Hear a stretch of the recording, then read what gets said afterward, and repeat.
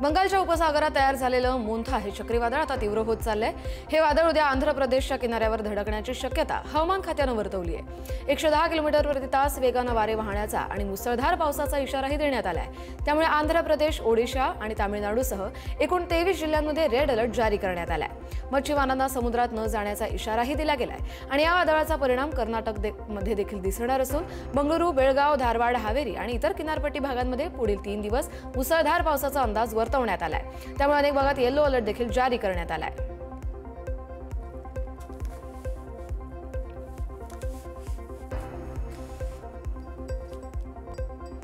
बंगालच्या उपसागरात तयार झालेलं मोन्था चक्रीवादळ आता वेगानं तीव्र होत असून भारतीय लष्कराला देखील हाय अलर्ट मोडवर ठेवण्यात आलंय। भारतीय हवामान विभागानं दिलेल्या माहितीनुसार हे चक्रीवादळ 28 ऑक्टोबरच्या संध्याकाळी किंवा रात्री आंध्र प्रदेशच्या मछलीपट्टनम आणि कलिंगपट्टनम दरम्यान किनाऱ्यावर धडकणार आहे। यावेळी वाऱ्याचा वेग ताशी 110 किलोमीटरपर्यंत जाण्याची शक्यता आहे। या पार्श्वभूमीवर तामिळनाडू, केरळ आणि ओडिशा या राज्यांमध्ये मुसळधार पावसाचा इशारा दिला गेलाय। एनडीएमए आणि राज्य सरकारं सतत संपर्कात असून संभाव्य नुकसान टाळण्यासाठी युद्धपातळीवर तयारी सुरू आहे। देशभरात आता मतदार याद्या अद्ययावत करण्याची मोठी प्रक्रिया सुरू होती आहे। बिहारनंतर राजस्थान, मध्य प्रदेश, उत्तर प्रदेश, पश्चिम बंगालसह एकूण 12 राज्य आणि केंद्रशासित प्रदेशांमध्ये विशेष सघन पुनर्परीक्षण म्हणजेच एसआयआर प्रक्रिया उद्यापासून सुरू होती आहे। आज रात्रीपासून या राज्यांतील मतदार याद्या गोठवल्या जातील अशी माहिती निवडणूक आयोगानं दिली आहे। उद्यापासून सुरू होणारी ही प्रक्रिया 7 फेब्रुवारीपर्यंत चालणार आहे। या काळात नवीन मतदारांची नावं जोडली जातील, चुकीची नावं दुरुस्त केली जातील आणि मतदार याद्या पूर्णपणे अद्ययावत केल्या जातील अशी माहिती मुख्य निवडणूक आयुक्त ज्ञानेश कुमार यांनी दिली आहे। बिहार विधानसभा निवडणुकीपूर्वी मोठी घडामोड घडली आहे। मुख्यमंत्री नितीश कुमार यांच्या जनता दल युनायटेड बंडखोरी विरोधात कठोर कारवाई केली आहे। पक्षानं तब्बल 16 नेत्यांना पक्षातून हाकलून दिलंय। यामध्ये एक विद्यमान आमदार आणि 2 माजी मंत्र्यांचाही समावेश आहे। ही कारवाई अशा नेत्यांविरोधात करण्यात आली आहे जे अधिकृत एनडीए उमेदवारांविरुद्ध निवडणूक लढवत आहेत। पक्षानं या नेत्यांवर पक्षविरोधी कारवायांचे आणि जेडीयूच्या विचारसरणीचं उल्लंघन केल्याचा आरोप केलाय। कारवाई झालेल्यांमध्ये भागलपूरचे आमदार नरेंद्र नीरज उर्फ गोपाल मंडल यांचाही समावेश आहे, जे अनेक वादांमुळे सतत चर्चेत राहिले होते। एसआयडीएमच्या वार्षिक सत्रात संरक्षण मंत्री राजनाथ सिंग यांनी देशाच्या सुरक्षेविषयी महत्त्वाचे संकेत दिलेत। पहलगाम हल्ल्यानंतर ऑपरेशन सिंदूर यशस्वीरित्या पूर्ण झालं आणि त्यावेळी युद्धाची परिस्थिती देखील आपल्याला दाराशी येऊन ठेपली होती। मात्र आपल्या सैन्य दलाकडे सीमांचं रक्षण करण्याची संपूर्ण क्षमता आहे असं ते म्हणाले। आज जगभरात शांतता आणि कायदा सुव्यवस्थेतील अनिश्चितता वाढली आहे, त्यामुळे प्रत्येक क्षेत्राचं विश्लेषण करूनच पावलं उचलावी लागतील असंही राजनाथ सिंग यांनी स्पष्ट केलंय। युद्धतंत्रात होत असलेल्या बदलांना तोंड देण्यासाठी स्वदेशीकरण हाच एकमेव प्रभावी मार्ग आहे असं देखील ते नमूद करायला विसरले नाहीत। 5 वर्षांनंतर भारत आणि चीनमधील थेट विमान सेवा पुन्हा सुरू झाली आहे। इंडिगो एअरलाइन्सचं पहिलं विमान कोलकाताहून ग्वांगझूला पोहोचलं आणि त्यामुळे दोन्ही देशांमधील हवाई प्रवासाला नवी सुरुवात मिळाली आहे। ही सेवा कोलकाता ते ग्वांगझू दरम्यान दररोज नॉन स्टॉप असणार आहे। इंडिगोच्या एअरबस विमानाद्वारे ही उड्डाणं सुरू करण्यात आली आहेत। 2020 मध्ये कोरोना संकट आणि गलवान खोऱ्यातील संघर्षामुळे भारत आणि चीनमधील विमान सेवा थांबवण्यात आली होती। आता या सेवेमुळे दोन्ही देशांमधील व्यापार, पर्यटन आणि संपर्क पुन्हा एकदा गतिमान होण्याची अपेक्षा व्यक्त केली जाते। बेळगाव महानगरपालिकेमध्ये जन्म मृत्यू दाखले घेण्यासाठी नागरिकांची गर्दी पाहायला मिळाली। मात्र खिडक्या बंद ठेवून कर्मचारी इतर कामात व्यस्त असल्याचं देखील दिसलं। मृत्यू दाखला घेण्यासाठी खिडक्या बंद ठेवल्यानं नागरिकांना त्रास सहन करावा लागतोय। महानगरपालिकेचे आरोग्य कर्मचाऱ्यांना एसटी लिंक करण्यासाठी वेगळ्या ठिकाणी पाठवण्यात आल्यानं या ठिकाणी जन्म किंवा मृत्यू दाखला मिळणं बंद झालंय। इंदोरमध्ये 2 महिला ऑस्ट्रेलियन महिला खेळाडूंच्या लैंगिक हिंसाचार प्रकरणावर मंत्री कैलास विजयवर्गीय यांनी दिलेल्या प्रतिक्रियेवर संतप्त भावना व्यक्त केल्या जात आहेत। त्यांनी म्हटलं होतं की खेळाडू अचानक कोणालाही न कळवता निघून जाणं ही त्यांची चूक होती, कारण तिथे त्यांची वैयक्तिक आणि पोलीस सुरक्षा होती। तसंच खेळाडूंनी त्यांच्या प्रशिक्षकांना त्यांच्या जाण्याबद्दल माहिती दिली नव्हती। ते बोलत निघून गेले होते, कोणीही लक्ष देत नव्हतं आणि ही घटना घडली। त्यामुळे खेळाडूंना दुसऱ्या देशात किंवा शहरात प्रवास करताना त्यांच्या सुरक्षिततेची काळजी घेण्यास शिकवलं जाईल अशी प्रतिक्रिया कैलास विजयवर्गीय यांनी दिली आहे। भटक्या कुत्र्यांच्या प्रकरणात सर्वोच्च न्यायालयाने राज्यांना चांगलाच फैलावर घेतलाय। अनेक राज्यांनी अजूनही आपली उत्तरं दाखल केली नाहीयेत, त्यामुळे न्यायालयाने नाराजी व्यक्त केली। ज्या राज्यांनी प्रतिसाद दिलेला नाही त्यांच्या मुख्य सचिवांनी 3 नोव्हेंबरला न्यायालयासमोर हजर करून स्पष्टीकरण द्यावं असं देखील आदेश कोर्टाने दिलाय। सध्या फक्त तेलंगणा आणि पश्चिम बंगाल या राज्यांनीच आपलं उत्तर सादर केलंय। देशभरातील भटक्या कुत्र्यांचं लसीकरण नसबंदी करून पुन्हा सोडण्याचा सर्वोच्च न्यायालयाच्या आदेशाच्या अंमलबजावणीबाबत राज्यांना अहवाल सादर करण्याचे निर्देश आधीच देण्यात आले आहेत। भारताचे विद्यमान सरन्यायाधीश भूषण रामकृष्ण गवई यांनी सर्वोच्च न्यायालयाचे दुसरे ज्येष्ठ न्यायमूर्ती सूर्यकांत यांच्या नावाची देशाचे पुढील सरन्यायाधीश म्हणून केंद्राकडे शिफारस केली आहे। सरन्यायाधीश गवई हे 23 नोव्हेंबरला निवृत्त होत आहेत। त्यानंतर न्यायमूर्ती सूर्यकांत हे 24 नोव्हेंबरला भारताचे 53वे सरन्यायाधीश म्हणून पदभार स्वीकारणार आहेत। यावर्षी 14 मेला सरन्यायाधीश म्हणून शपथ घेतलेल्या गवई यांनी केंद्रीय कायदे मंत्रालयाकडे न्यायमूर्ती सूर्यकांत यांची पुढील सरन्यायाधीशपदी नियुक्ती करण्याची शिफारस केली आहे, अशी माहिती देखील सूत्रांनी दिली। न्यायमूर्ती सूर्यकांत यांची पुढील सरन्यायाधीश म्हणून शिफारस करण्यात आली।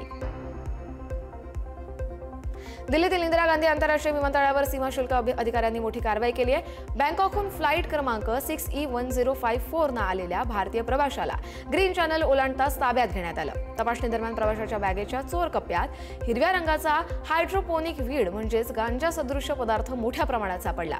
अधिकाऱ्यांनी या तस्करीच्या प्रयत्नात 2542 ग्रॅम वजनाची 10 पाकिटं जप्त केली आहेत। जप्त केलेला हा मादक पदार्थ NDPS कायदा 1985 अंतर्गत पुढील तपासणीसाठी ताब्यात घेण्यात आला असून या प्रकरणाचा सध्या सखोल तपास सुरू आहे। छत्तीसगडमधील बेमेतरा इथे एका कारनं एकामागून एक 5 वाहनांना धडक दिली आहे। या धडकेत 3 जणांचा जागीच मृत्यू झाला तर 5 जण जखमी झाले। या घटनेनंतर संतप्त रहिवाशांनी कार मालकाच्या घराची तोडफोड केली आहे। घटनेची माहिती मिळताच पोलिसांनी आरोपी आणि कार मालकाला ताब्यात घेतलाय।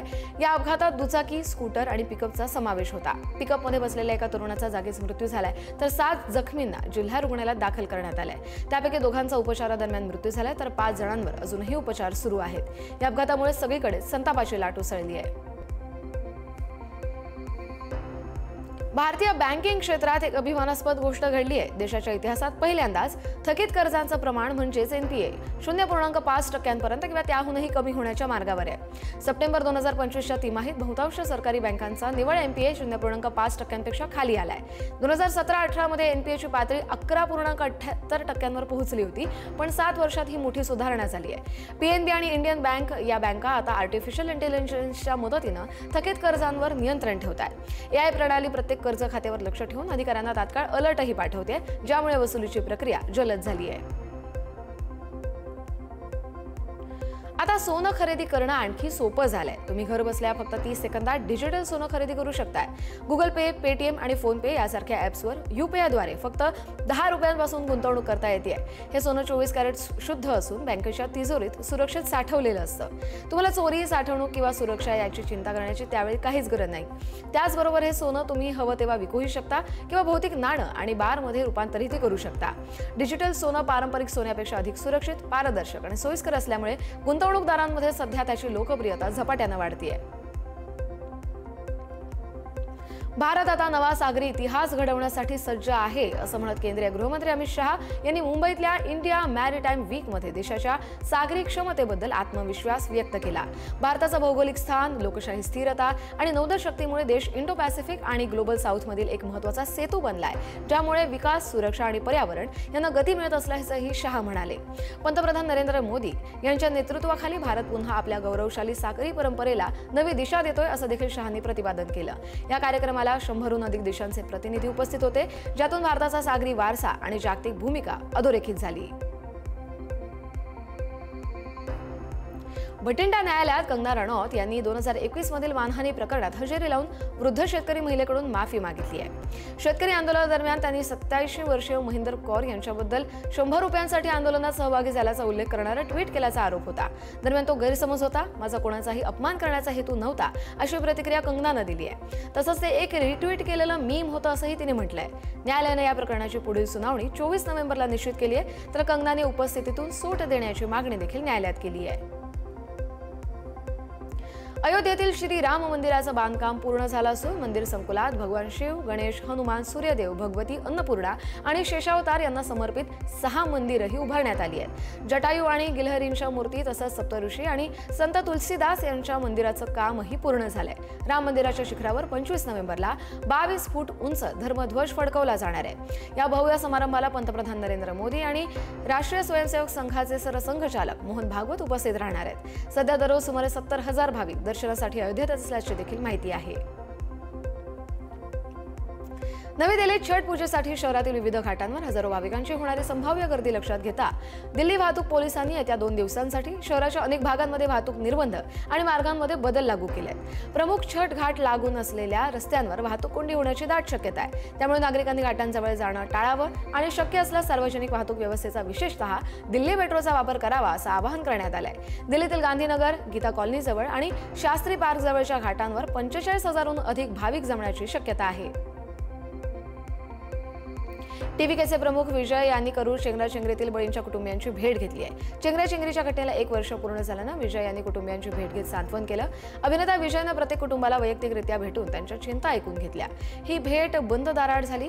27 सप्टेंबर 2025 ला करूर इथे रॅली दरम्यान झालेल्या चेंगराचेंगरीमध्ये विजयला रॅलीत पोहोचण्यासाठी उशीर झाला होता आणि नागरिकांची त्यामुळे गर्दी वाढली, ज्यात 41 जणांचा मृत्यू झाला होता। गांधी विहार परिसरात यूपीएससी विद्यार्थी रामकेश मीणा हत्या प्रकरणी दिल्ली पोलिसांनी लिव्ह इन पार्टनरसह 3 अटक केली आहे। 6 ऑक्टोबरला फ्लॅटमध्ये जळलेल्या अवस्थेत हा मृतदेह सापडला होता। मित्रांच्या सहाय्याने रामकेशची हत्या केल्याचं पोलीस तपासात उघड झालंय। दोघेही मे 2025 पासून लिव्ह इन रिलेशनशिपमध्ये होते आणि मुलीचे अश्लील व्हिडिओ त्याच्याकडे होते, जे तो डिलीट करत नव्हता आणि याच रागातून तरुणीने मित्रांच्या सहाय्याने रामकेशला मारण्याचा कट रचला। रशियाने जगातील पहिल्या अणुऊर्जेवर चालणाऱ्या क्षेपणास्त्राची यशस्वी चाचणी केली आहे। क्षेपणास्त्राच्या सगळ्या चाचण्या पूर्ण झाल्याची माहिती रशियाचे अध्यक्ष व्लादिमीर पुतिन यांनी दिली आहे। जगातील इतर कोणत्याही देशाकडे असे क्षेपणास्त्र नाही। लष्कर लवकरच या क्षेपणास्त्रांचा वापर करणार आहे असं पुतिन म्हणाले। तर या चाचणी दरम्यान क्षेपणास्त्रांनी 15 तास उड्डाण करत 14,000 किलोमीटरचं अंतर कापलंय। हे क्षेपणास्त्र अधिक अंतर कापू शकतं। हे पारंपरिक इंधनाऐवजी अणुभट्टीद्वारे चालणारं क्रूझ क्षेपणास्त्र आहे, त्यामुळे ते जवळजवळ अमर्यादित पल्ल्यापर्यंत उड्डाण करू शकतं असं देखील पुतिन यांनी म्हटलंय। अमेरिकेचे राष्ट्राध्यक्ष डोनाल्ड ट्रम्प यांनी उत्तर कोरियाचे नेते किम जोंग उन यांची भेट घेणार असल्याची शक्यता आहे। ट्रम्प आपला आशिया दौरा काही दिवसांनी वाढवू शकतात, मात्र बैठकीची कोणतीही ठोस योजना नाही असं ट्रम्प यांनी सांगितलंय। ट्रम्प यांच्या पहिल्या कार्यकाळात देखील असंच घडलं होतं। 29 जून 2019ला ट्रम्प यांनी किम जोंग उन यांच्याशी भेटण्याचा प्रस्ताव ट्विट केला होता। त्यानंतर अवघ्या 24 तासात दोन्ही नेत्यांची भेट झाली। त्यावेळी ट्रम्प दक्षिण कोरियाला भेट देत होते, ते किम जोंग उन यांना भेटण्यासाठी सीमेवर गेले होते। अफगाणिस्तान आणि पाकिस्तान प्रकरणाची चर्चा अनिर्णित राहिल्यानं पुन्हा एकदा तणाव वाढलाय। तुर्कीमधील इस्तांबूलमध्ये सुरू असलेली अफगाणिस्तान आणि पाकिस्तानमधील शांतता चर्चा पुन्हा एकदा अपयशी ठरल्याचं दिसून येत आहे। तालिबान नेतृत्वानं पाकिस्तानच्या अटी नाकारल्यात आणि त्या अविश्वासावर आधारित असल्याचं म्हटलंय। पाकिस्तानचे तालिबानवरील संशय वाढल्यानं करार रद्द चर्चा अपयशी ठरतेय। पाकिस्तानने 1.5 दशलक्षहून अधिक बेकायदेशीर अफगाण निर्वासितांना जबरदस्तीने परत पाठवल्याचाही आरोप पाकिस्ताननं केलाय। बांगलादेशचे अंतरिम नेते मोहम्मद युनूस पुन्हा वादाच्या भोवऱ्यात सापडलेत। युनूस यांनी पाकिस्तानी जनरल शाहीर शमशाद मिर्झा यांना भेट देताना एक वादग्रस्त नकाशा असलेलं पुस्तक द आर्ट ऑफ ट्रायम्फ हे भेट दिलं, ज्यात भारताच्या ईशान्येकडील राज्यांना बांगलादेशचा भाग दाखवण्यात आलाय। या घटनेनं राजनैतिक वर्तुळात खळबळ माजली आहे। युनूस यांनी हेच पुस्तक यापूर्वी जस्टिन ट्रुडो आणि इतर जागतिक नेत्यांनाही दिलं होतं। या घटनेवर सध्या भारतीय परराष्ट्र मंत्रालयाकडून अधिकृत प्रतिक्रिया आलेली नाहीये, मात्र हा प्रकार राजनैतिक उद्देशानं केलेली कृती मानली जातोय। परराष्ट्र मंत्री एस जयशंकर यांनी सोमवारी क्वालालंपूरमध्ये न्यूझीलंडचे पंतप्रधान क्रिस्टोफर लक्सन आणि मलेशियाचे परराष्ट्र मंत्री मोहम्मद हाजी हसन यांच्याशी वेगवेगळ्या बैठका घेतल्या। आसियानच्या वार्षिक शिखर परिषदेच्या निमित्तानं क्वालालंपूरमध्ये असताना त्यांनी द्विपक्षीय संबंध आणि प्रादेशिक मुद्द्यांवर चर्चा केली। लक्सन यांच्या भेटीदरम्यान जयशंकर यांनी पंतप्रधान नरेंद्र मोदी यांच्या वतीनं शुभेच्छाही दिल्या। जयशंकर यांनी एक्सवर पोस्ट करून द्विपक्षीय सहकार्य वाढवण्यासाठी आणि खुल्या हिंद प्रशांत क्षेत्रासाठी लक्सन यांच्या वचनबद्धतेचं स्वागतही केलं। लंडनमध्ये राहणाऱ्या भारतीय समुदायानं छठ महापर्वातील पहिल्या दिवशीचा खरना उत्सव मोठ्या उत्साहात साजरा केलाय। रविवारी संध्याकाळी पश्चिम लंडनच्या हाउन्सलो इथल्या ब्रह्मर्षी मिशनमध्ये छठ महापर्वाला सुरुवात करण्यात आली आहे। बिहार, झारखंड आणि उत्तर प्रदेशसह इतर राज्यांमधून स्थलांतरित झालेल्या भारतीय नागरिकांनी एकत्र येत परंपरेनुसार पूजा केली। बिहारी कनेक्ट UK यासारख्या भारतीय संघटनांनी हे आयोजन केलं होतं। 7 समुद्रपार असूनही व्रत करणाऱ्या भक्तांनी निर्जला उपवास आणि अन्य धार्मिक विधी पारंपरिक पद्धतीने पाळलेले आहेत। भारतानं डिजिटल स्तरावर बांगलादेशला मोठा दणका दिलाय। BSNLनं 21 ऑक्टोबरपासून बांगलादेशकडून येणारा 10 Gbps इंटरनेट बँडविड्थ सप्लाय पूर्णपणे बंद केलाय। त्यामुळे भारताला इंटरनेट डिप्लोमसीद्वारे ब्लॅकमेल करण्याचा प्रयत्न करणारा बांगलादेश आता भारताच्या डिजिटल धोरणामुळे स्वतःच्याच जाळ्यात अडकलाय। भारताकडून इंटरनेट बँडविड्थ विकून बांगलादेश दरवर्षी 5 ते 10 मिलियन अमेरिकी डॉलर कमवत होता। भारताने इंटरनेट आयात बंद केल्यामुळे ही कमाई आता पूर्णपणे थांबली आहे। बांगलादेशच्या एकूण इंटरनेट वापरामध्ये जवळपास 50% हिस्सा हा भारताशी जोडलेला होता। संयुक्त अरब अमिरातीचे लष्कर प्रमुख मेजर जनरल युसुफ अल हलामी यांचं लष्कर प्रमुख उपेंद्र द्विवेदी यांच्याकडून स्वागत करण्यात आले। लष्कर प्रमुख जनरल उपेंद्र द्विवेदी यांनी नवी दिल्लीमध्ये त्यांचं स्वागत केलं। हा दौरा भारत UAE संरक्षण संबंधांना चालना देणारा आहे। मेजर जनरल युसुफ अल हलामी यांचा हा भारत दौरा दोन्ही देशांमधील वाढत्या संरक्षण आणि लष्करी संबंधांच्या पार्श्वभूमीवर महत्त्वाचा आहे।